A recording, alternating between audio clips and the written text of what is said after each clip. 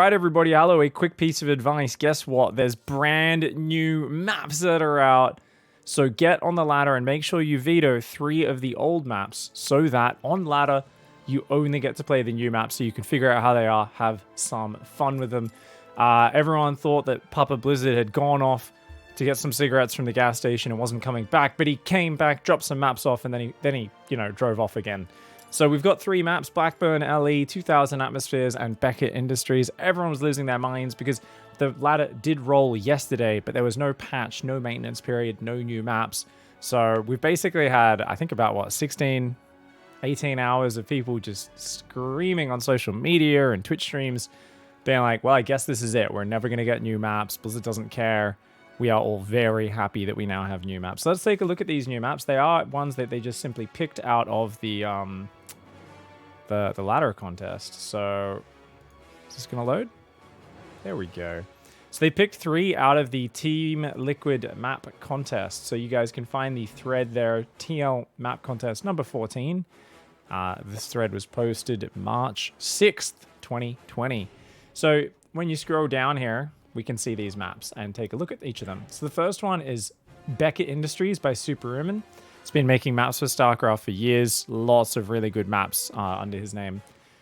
From the Challenge Adrenaline Rush category comes Beckett. So basically this was the Rush map. From a map making perspective, one of the most eye-catching maps, not only from the visual side of things, but core map layout and design. The central choke points with acceleration zones make for very interesting army movement through the map. These chokes don't overwhelmingly punish armies moving throughout them, unlike normal tight choke points, but work very well as defense points. The entire map is designed from the ground up to work like good old Cloud Kingdom, where the farther out of way one goes, the better army positioning one is rewarded with. The only thing to watch out for is the very close rush and main to enemy third rush distances. This is an aggressive map after all. Okay, so let's take a little look here. We're going to make that image a little bit bigger there. And actually, I mean, I guess I could draw on this like I normally do, hey? You guys like when I draw arrows, don't you? It's like a budget loco making some thumbnails, you know? What can I say? There we go. Beautiful. So, you've got main base there up against... Wait, what? Where's the other main? Huh? Oh, it's not all fitting on the screen. Oh, it's down there. I was so confused for a moment. I was like, wait, what? This map isn't symmetrical. Oh my lord. Let's see if we could can kind of imagine. So the rush distance, it looks like we've got boosty zones. Boosty zone, boosty zone, and boosty zone all on ramps. So the rush distance is going to be really short, partially aided by those boosty zones to get up into each other's bases. So fair enough. So apparently that's a very short rush distance. Yeah, I guess it looks a little longer than Submarine because there's a bit more meandering around. But you add the boosty zones to it, and who knows, maybe it's even faster than Submarine. That's going to be interesting to find out. So, okay, you've got 3 boosty zones. Now let's look at expansion pattern. Imagine we are starting in the top. Obviously, a natural goes there. So you're expanding horizontally automatically. And then as you go to the third base, you're suddenly quite a bit further out. Either of these routes are quite far to reinforce, right? It's not right next to you. That being said, say you take this, then pretty tight choke point leading into it. However, keep in mind that sort of choke point with terrain, well, those are perfect tank blockers, aren't they, right? So if you're a Protoss or a Zerg especially, but really any matchup, tanks or siege units kind of getting behind these, force fields being used in that choke point could be really dicey. The other third base option, and likely the fourth base option if you go for that third, is going to be this one over here. Now, you've got a rather narrow ramp to reinforce, but there are destructible rocks there that you can take down to widen that ramp. You've got a narrow choke point through a boosty zone into this area, as well as a wider ramp up here. But definitely your opponent's going to have to go a bit further around to access that one. Looks like these are site blockers. So we've got a site blocker there and there. Just creating a little bit of interesting stuff. And this whole middle area, keep in mind, is low ground as well. That whole area, the sides, the far right, the far left, are all high ground.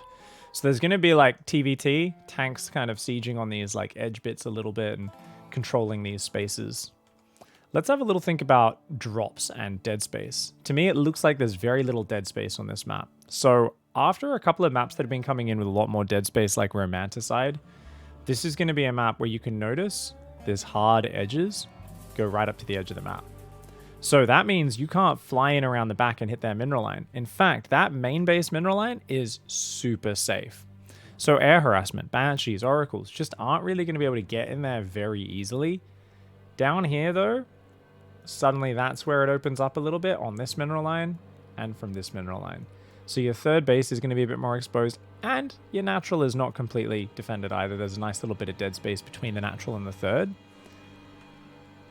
But yeah, not a lot of rotation space around the back. Definitely no Romanticide, and I mean plenty of space for Terran to be building buildings. Look at that giant main. That also means it's more likely there's going to be dark corners you don't have vision of where Hellions unload, drive in, and kill all your workers.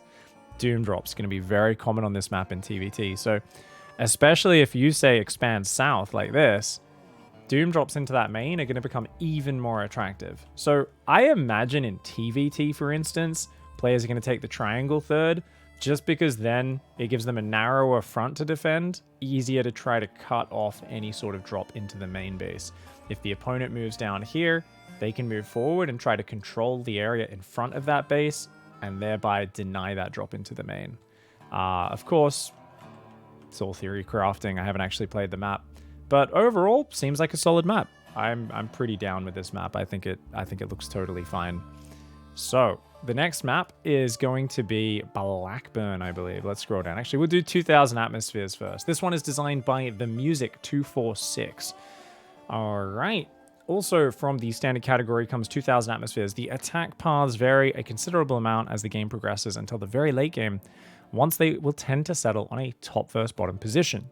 Yet one of the most interesting areas has got to be the attack paths into the low ground third bases, which during the TLMC Wardy tournament saw considerable amounts of action with sieges and heavy positional play. Okay, let's take a little look-see, shall we? I wasn't even planning to draw arrows, but I just could not resist. What can I say, fam? And that's going to open up on my second monitor? Well, that makes things annoying. Okay, there we go. So main base versus main base. Alrighty then. Okay, this is interesting. Looks like I cut off the very bottom of the image. Ignore that. Let's focus on the top side. It's mirrored. So we've got the natural there and then the third base there. Really obvious you're going to take that third. So what they were talking about was a low ground accessing the third, right? So I think what they meant by that, attack paths into the low ground third bases. Oh. Does they mean this? Because this is the low ground third base. I thought at first they meant coming up here and sieging up from that side and hitting that mineral line, coming in from there. But I think what they meant was where's the rush path? I guess through this bridge.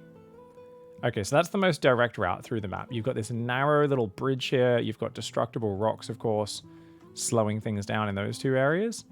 Okay, fair enough. And otherwise, if they take, this third, obviously you can branch off this way. Or, I wonder if that's a Reaper ledge there, by the way. That kind of looks like a Reaper ledge here and here. So this map might have a few little nasty spots for Reapers, which I guess it kind of needs because it doesn't really have many other cliffs for Reapers, to be honest. Fair enough. And I haven't really looked at the Reaper ledges in general. I think Reapers can jump in here just on a tiny little corner that looks very easy to wall out. So this looks like really easy to wall out from Reapers. Otherwise, if you're going to come and hit the third, come from that side. So let's remove all that Scrabble from the map, all that scrap.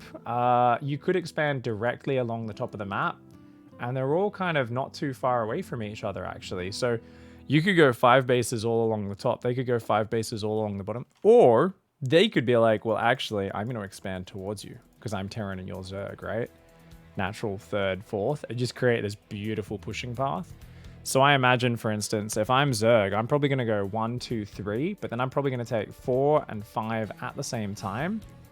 And if they're pushing really hard on one side, I might totally swap it up and expand down the right side to try and get away from their push. That's going to be interesting. Obviously, I think Terrans would normally take this third when they are kind of pushing forwards But one of the problems Terran's going to have if they try to do that a lot is the Oxide conundrum.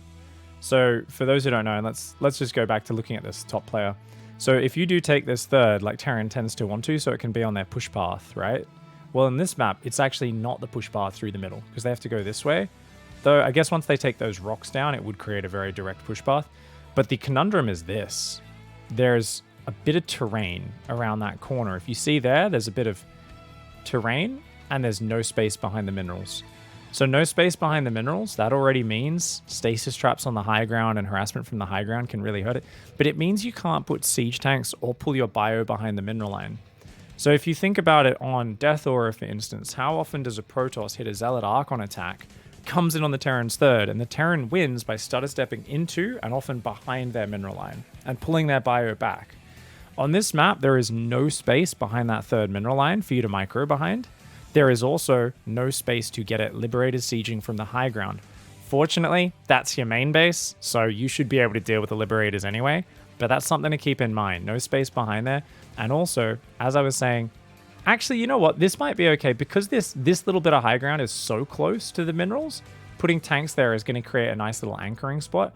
But normally the thing is, as a Terran with a tank-based defense in any matchup, you'd like to put your tanks kind of all around here so that they're covering attacks from the natural and attacks from the third. Because if you only put, say, tanks on the high ground, you're still going to have to lift your third and run all your workers away. They're going to stop you from dying, but they're not really going to cover it. So this is, I don't think it's quite as bad as Oxide, where Oxide is got really, really bad kind of positioning there, but still nonetheless a little bit awkward. As I said, very easy to wall off the Reaper path there. That really looks simple. Looks like we've got Pervert Pillars. Thankfully, they're not too close. I do like that these Pervert Pillars are offset a little bit. I always feel like the free pillar above the natural kind of gives me the shits. I don't mind a little bit of a spotting position for the Overlord, but having it a little bit further away where it doesn't just see everything for free is a bit better. That being said, an Overlord there still sees both of these gases very easily. So still hard for a Protoss to hide a 2 gas all in unless they make sure they get rid of that Overlord nice and early. I think that's about all the detail we can look at on this map. Otherwise, in terms of mid-game engagements, definitely that's a very narrow choke point. Yeah, lots of, I mean, just, there's lots of fucking sausages, right? There's so many of these narrow corridors. Just, it's a whole package of shrink wrapped sausages just lining up across this map. And there's a lot of narrow corridors, quite a lot of choke points. I mean, so there really isn't that many wide open spaces. I can imagine as a Zerg versus a Terran wanting to use a lot more run bys if I'm playing Ling Bane down the extreme flanks, because if they've got a tank bio spread across this area, it's like, even with some flanks, it's going to be kind of hard to engage. Like once armies get bigger, and force fields on these choke points are going to be deadly. You're going to need to really take these rocks down and widen these paths as quickly as possible if you're playing a big, ground pounding Zerg style. That's going to be something you want to look out for. So quite choky in many areas on this map, but it's got lots of space around the edges and so on. So definitely run bys and so on could be good. Once again, we've got plenty of main base space. So notice there's heaps of space here, but got to watch out for those tank pushes on the low ground, obviously. TVT, don't want to be building your production down here straight away. Start up here and add your later production down here and here. There's lots of dead space there. Looks like you can fly around the back, but turrets there could zone out. But this main base really open for drops. So this is similar to Romanticide in that you've got drop area there. So if you want to zone it out with turrets, you're better off fucking building them down here. Seriously, like I will be playing TVT. I will go build a turret down there. If I'm playing Zerg vs Terran on this map, and I actually guarantee you guys I will do this, I will send an Overlord here, drop creep, and build 2 spores. I like just to make them unload the drop at the very least. I will be like, fuck this shit, man. There's like so much I got to cover. Oh god, they could just come in from way too many different areas there. So another map where Doom Drop is definitely going to be something that could come out a fair bit. This side, there's a little bit of dead space there, as we said, and it looks like there is dead space to hide in the back. So if you get a battlecruiser back there, it looks like you could easily hide out of range and then rotate into that base, or just sit in the back corner and wait for teleport to cool down. Same with oracles. So quite a bit of room in the back of that base. Awesome. Overall, looks like a very interesting map. As always, you guys know me. I have the most beta fucking assessment of maps when I first look at them. I just look at things. I'm trying to look at 9 different matchups, and there is like 1,000 details that we aren't even gonna think about until we experience them, because StarCraft's a complicated game. I'll answer some questions and see if anyone has any really good thoughts as well. We'll go back and take a glance at them, looking at questions in a moment. Blackburn by Insidious. All right. Apparently this got first place based on mirrored symmetry. I almost said symmetry. Symmetry. Blackburn brings an old idea into a new form, very choked up central passage that opens up later in the game. Which not only makes interesting use of slow zones, taking advantage of the short by-air rush distance to ensure interesting positioning along the ones in the center, but also strengthening defender's advantage, which tends to be a very high concern on this type of map. The cherry on top is the very good usage of rich mineral lines as walls, akin to some older ladder maps that also made good use of the feature. Blackburn has got to be one of the best rush category maps we've seen for a long time, and the games played on it during the Warty TLMC prove it. Alright, let's take a look-see. So this is our map. Let's make that a little smaller before we screenshot it so it can actually fit on our screen, hey? Grab that one in green shot. Please show up on my main monitor for once. Nope. It's showing up only on my friggin' OBS display. Stupid thing. Cool. Alright, so like they said, this is, oh my god. Oh, check it out. Slow zones. So, what was our last slow zone map? Purity and Industry that kind of was like this. That was a nice map. Purity and Industry was pretty cool. Not that anyone liked playing it in tournaments, but yeah.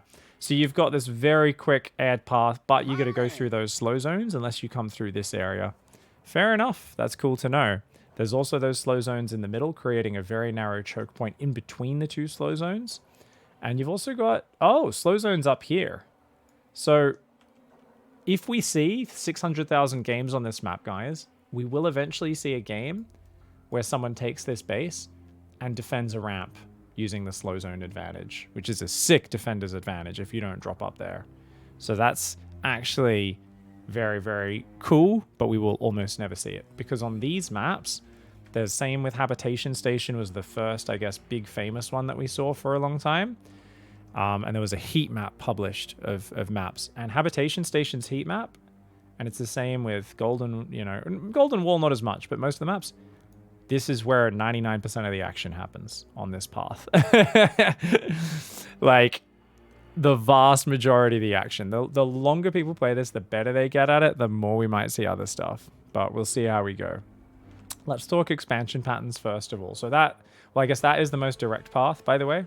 Straight across the map. Steer through the slow zone in between and you'll be fine. So, this is the main base. That's your natural. That's your third. And that is your fourth base there. That is a pretty logical scouting pattern. This base will also never be taken down the bottom, right? That seems pretty rare. It's got destructible rocks cutting it off. It's surrounded by slow zones. You'll have to see a really weird game before that one gets taken. This base here, very exposed, but, well, maybe that's the Zerg expansion pattern I just said. As we said, maybe a Terran takes this as his third, because he's got a solid wall off on top of a ramp there that's really hard for the Zerg to backstab, especially if he has a spotter unit out or two, a Widow Mine or two, and then his push path becomes very short to sieging up out here. And what is really oppressive on these maps is those sort of tank pushes and siege pushes and long-range pushes getting across the map so quickly from these low-ground thirds.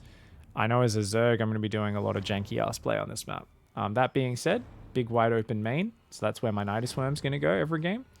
That'll be fun. As a Protoss player, I think I'm fine with this map. So these are the gold minerals, which as they get mined out, open up extra paths. We've got destructible rocks there. Sorry, let me just draw single lines. Destructible rock, destructible rock, destructible rock. And I think that's it. I don't think there's any cooling towers or anything like that, which is the collapsible rocks. Okay, cool. Let me get rid of all this noise so that we don't have too much poopy on the map. I know it gets a bit overwhelming. To leave those 5 bases up. Lots of interesting areas. We've got high ground that interestingly isn't used for a base, but you can just kind of push forward. So this is like, I was talking about pushing through there. If someone's expanded like that, you could also, if you get a position up here with tanks on that high ground in TVT, talk about a position to branch out from, right? Likewise, if you get a Spore Dick up here, if you're playing, say this is a Skytoss player on the right, you're a Zerg. If you can get creep up here and create a Spore Crawler, like field with Broodlords or whatever, or Lurkers, to just, you can branch out and just siege all their bases with your Spore Dick. Pretty hard to get control of that area, but it's such a beautiful high ground central area that it's going to be brutal. Dead space. Obviously, there is dead space, but it's covered by the slow zones. Bit of dead space behind the third around here as well. The thing is, we're not going to see that as much. You will see some drops. Like, so as people expand it, you'll see drops on the north definitely coming in. Prisms, Medivacs, because it's so far away. So players are going to have to fight for vision and skirmish with their harassment in macro games on the top of the map. This whole area is going to be drop central, you know, up here, all through this area. Lots of run-bys will go through the far top. And you will occasionally potentially see an early drop come in from that angle. This sort of map has many different proxy locations as well, which could be really useful. Obviously, there's the option of this early gold base being taken. What I don't like about that gold base is it can get hit from here. It can get hit from behind. It is such an exposed base. Now, obviously, the high ground has to be siege tanks or like liberators or something. Could you take it? Yeah, but it's got to be some sort of momentum-based strategy. You know, take the gold and do a Ravager-ling attack or something like that, and I think we should be good. All right. So I think that about sums up my initial analysis. I'm going to get back in the hot tub and read some questions from chat and comments and see exactly what we got. So just going from back to front. What if as a Zerg you proxy and you take the opponent's gold from the back? Well, if you take it from the back, that's not really a proxy. So if you were to expand here, I mean, they can just attack it so easily from there. It's more secret, so it's harder for them to scout. So maybe you do it hoping they don't see it, but it means you don't get gas, and it's not really a proxy in that it's going to take you just as long from there to get to their base, or almost as long as it does from your own base. So, I mean, you could do it, but I wouldn't advise it. I would rather just take my own gold, I think. I mean, you could take your own gold from behind, but once again, you're only getting minerals there. So apparently there are Zelnagar towers and half bases on 2000 atmosphere. Oh, that's good to know. Which one's 2000 atmospheres? Is that this one? Let me... This one. Yeah. So there's watchtowers? I literally looked at this map and I was thinking it. I was like, oh, I was literally thinking it's cool to see there's no watchtowers anymore on any maps. I don't see a watchtower. Where are these watchtowers that we speak of? Surely none of these are watchtowers. They're just little flowery things, aren't they? In the grass, people are saying. There's also a half base up here. Oh, interesting. That's interesting. So we've got a half base. Rich gas plus 4 minerals. Rich gas plus 4 minerals. Very exposed expansions. We'll rarely see those. Now, in terms of in the grass, there is apparently a watchtower.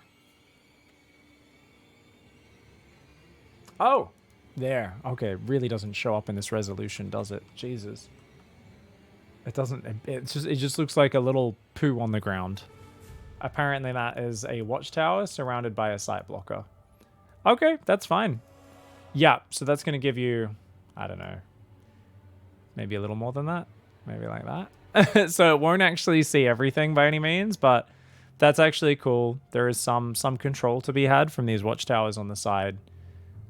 That looks like a child's drawing of titties or something. Fucking Jesus Christ. That was the, yeah. Of course, chat's already boobs, lol, lol, lol, boob towers. Okay, cool. That's good. I mean, that half rich gas base is barely going to get used, but thank you for pointing that out. And this is obviously our first look at the map, so we don't really know.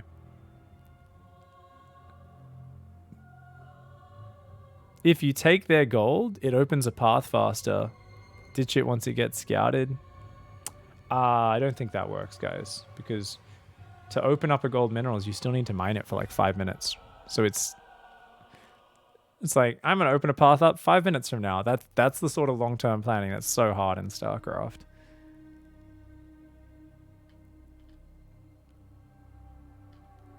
Alright, what else did I miss? Isn't a standard Widow Mine drop really difficult in TVP on some of these maps? Oh, for sure. These sort of big open maps, and I talked about this on the first map, is you don't want to be going in from there.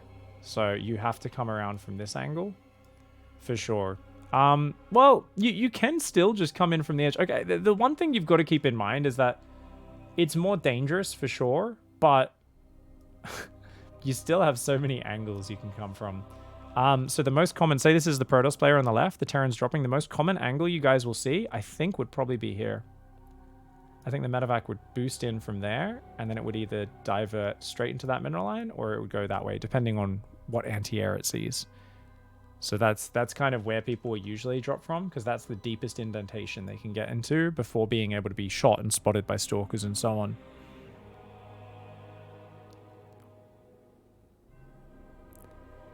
That's the old version of Blackburn. People were saying before the revamp oh, you guys were talking about something else. Okay. So people were discussing an older version of the map before it got revamped. Please tag me and repost any points you have, guys. Did the first map have rich bases as well?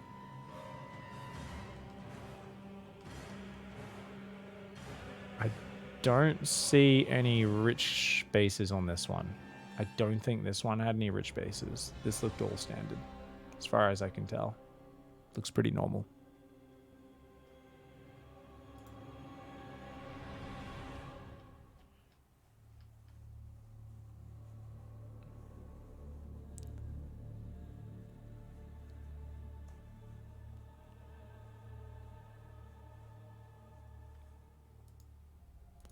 So apparently so Stardock, I think, is talking about this map and says there is a one hole. So here, guys, check this out. Apparently there is a hole through there. So there's actually an access point, but it can be blocked by a single depot or a single pylon. So on this map, you actually can get through there. It's just a very narrow opening. Very cool.